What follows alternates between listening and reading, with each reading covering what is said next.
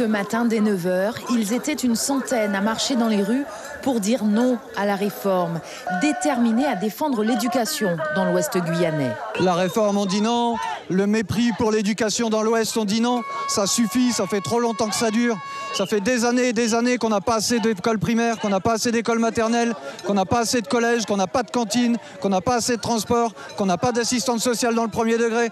On est complètement démunis. Il faut maintenant que les gens réagissent à Cayenne et qu'ils arrêtent de prendre l'Ouest pour une variable d'ajustement. On n'est pas des citoyens de seconde zone. Dans le primaire, aucune restauration scolaire. Et dans le secondaire, une cantine pour 5 collèges et 3 lycées. La spécialisation dès la 3e obligerait les lycéens à naviguer entre plusieurs établissements pour suivre leurs options. Mais la principale revendication reste la déscolarisation. De nombreux élèves sont déscolarisés parce que nous n'avons pas les moyens de les accueillir, et ça c'est pour comment scandaleux. Ce qui fait que l'on crée de la misère sociale et on crée de la violence sociale. 300 élèves en école maternelle qui ne sont pas scolarisés, ça fait potentiellement 30% de futurs délinquants. Les syndicats ont l'impression de ne pas être entendus. Le recteur, on ne le voit pas, on ne l'entend pas. Il nous écrase de son mépris comme d'habitude, j'ai envie de dire. Nous, on manifeste, on interpelle. On a le courrier qu'on a lu tout à l'heure. Monsieur le recteur l'a reçu. Pour l'instant, on n'a pas de réponse.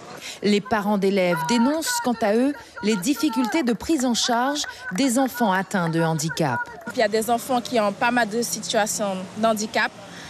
Certains parents sont obligés de se battre pour obtenir tout seul. Moi, c'est mon cas, je me bats tout seul au quotidien pour des enfants et pour des personnes que je connais. J'ai ma fille aussi, je me bats aussi au quotidien pour elle. Par exemple, au niveau de la psychomotricité, il n'y a qu'une seule personne pour toute l'Ouest. C'est pas normal. La mobilisation s'est terminée par une assemblée générale. Plusieurs actions ont été évoquées. Le durcissement du mouvement ou encore la démission de la fonction de professeur principal. Mais pour l'heure, rien n'est encore acté. Suivez l'info sur Guyana Première, télé, radio et internet.